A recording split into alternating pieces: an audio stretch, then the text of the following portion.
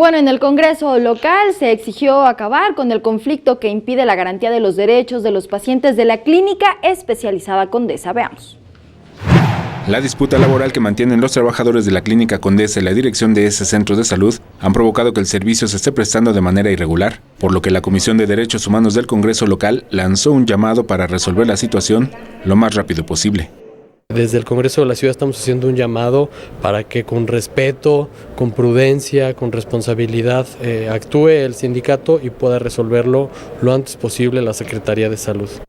El legislador dijo que el abasto irregular de medicamentos y la falta de atención a los pacientes vulnera el derecho humano de acceso a la salud, por lo que la solución es urgente.